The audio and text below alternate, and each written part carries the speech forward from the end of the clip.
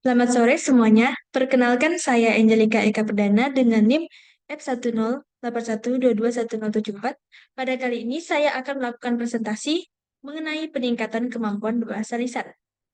Yang pertama yaitu ada peran guru dalam meningkatkan kemampuan berbahasa lisan. Yang kedua, ada proses menyimak. Yang ketiga, strategi meningkatkan kemampuan menyimak. Yang keempat, ada proses berbicara. Dan yang kelima, strategi meningkatkan kemampuan berbicara dan berpikir. Peran guru dalam meningkatkan kemampuan berbahasa lisan. Yang pertama, dalam pembelajaran bahasa secara holistik, setiap anak memperoleh kesempatan untuk belajar dan mengajar. Dalam artian, menjelaskan, mengemukakan pendapat, bertanya, menjawab pertanyaan, dan sebagainya. Yang kedua yaitu pemberian kesempatan kepada siswa untuk saling menyampaikan pendapatnya secara lisan dalam bentuk diskusi sangat besar artinya. Yang ketiga, keberhasilan suatu pembelajaran menyimak bergantung pada adanya dua kondisi. Yang pertama, guru harus memberikan teladan sebagai penyimak yang kritis dan pembicara yang efektif, dan menggunakan strategi yang efektif pula. Kedua, setiap murid yang berpartisipasi dalam diskusi harus memiliki informasi tertentu yang akan disampaikan kepada teman-temannya. Proses menyimak. Faktor penting dalam menyimak ialah keterlibatan penyimak dalam berinteraksi dengan pembicara. Menurut Anderson dan Linne, kesulitan dalam menyimak dipengaruhi oleh beberapa faktor sebagai berikut. Yang pertama, susunan informasi. Dalam artian, teks yang berisi informasi yang disusun secara kronologis lebih mudah dipahami daripada yang tidak kronologis. Dua, latar belakang pengetahuan penyimak mengenai topik yang disimak.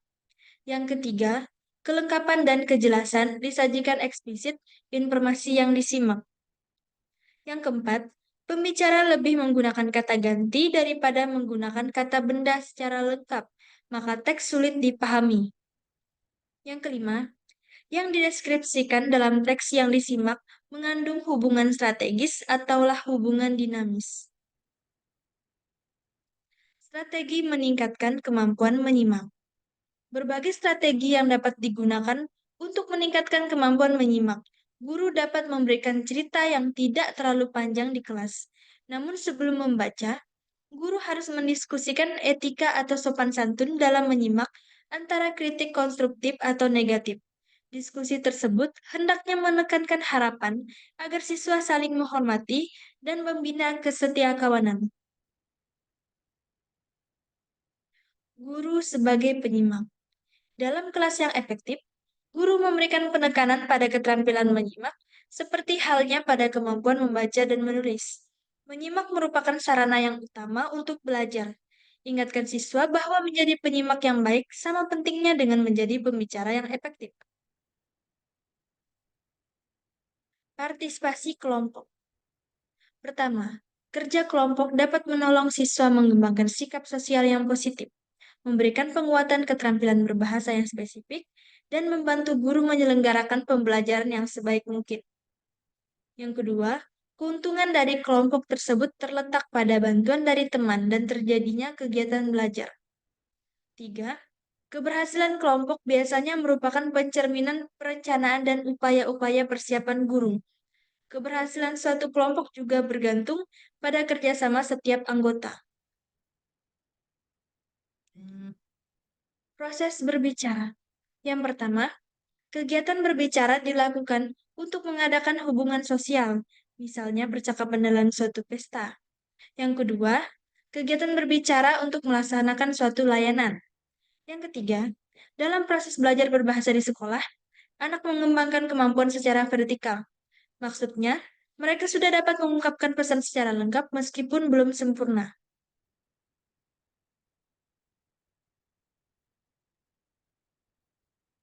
Tiga cara untuk meningkatkan kemampuan berbicara secara vertikal. Yang pertama, menirukan pembicaraan orang lain, khususnya guru. Yang kedua, mengembangkan bentuk-bentuk ujaran yang telah dikuasai. Yang ketiga, mendekatkan atau menyejajarkan dua bentuk ujaran, yaitu bentuk ujaran sendiri dan belum benar dan ujaran orang dewasa, terutama guru yang sudah benar. Kesulitan dalam berbicara seperti halnya kesulitan dalam menyimak, disebabkan oleh berbagai faktor. Salah satu faktor yang menimbulkan dalam berbicara adalah yang datang dari teman bicara. Dalam setiap kegiatan berbicara, teman bicara menafsirkan makna pembicaraan agar komunikasi dapat berlangsung terus sampai tujuan pembicaraan tercapai. Apabila teman bicara tidak dapat menangkap makna pembicaraan, maka komunikasi terputus atau dengan kata lain, tujuan komunikasi tidak tercapai.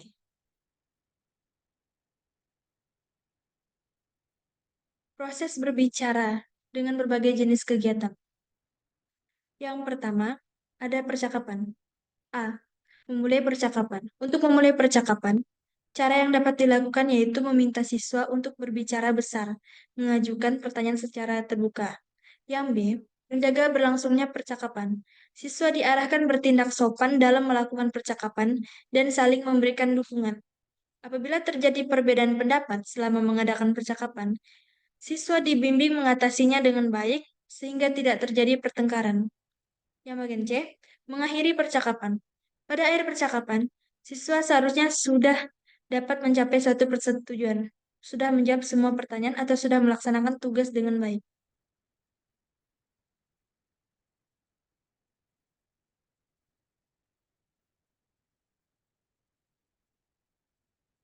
Berbicara estetik atau mendongeng. Salah satu bentuk kegiatan berbicara estetik adalah bercerita. Guru menyajikan karya sastra kepada murid-muridnya dengan teknik bercerita.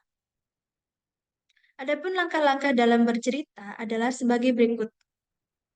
Yang pertama, memilih cerita.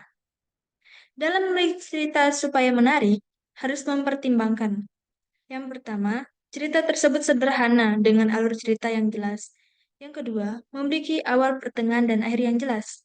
Yang ketiga, tema cerita jelas. Yang keempat, jumlah pelaku cerita tidak banyak. Yang kelima, cerita mengandung dialog. Yang keenam, cerita menggunakan gaya bahasa perulangan. Lanjut, menyiapkan diri untuk bercerita. Yang pertama, yaitu membaca berkali-kali cerita yang akan diceritakan. Yang kedua, memahami perwatakan pelaku-pelakunya. Yang ketiga, menambahkan barang-barang yang diperlukan. Siswa dapat menggunakan beberapa teknik untuk membuat ceritanya lebih hidup. Tiga barang yang dapat digunakan untuk cerita lebih menarik ialah gambar-gambar yang ditempelkan di papan flanel, boneka, atau benda-benda yang menggambarkan pelaku binatang atau barang-barang yang diceritakan. Selanjutnya itu bercerita atau mendongeng. Murid-murid bercerita sesuai dengan persiapan yang mereka lakukan kepada teman-teman sekelas atau kepada anak-anak yang lebih kecil. Yang ketiga, berbicara untuk menyampaikan informasi atau mempengaruhi.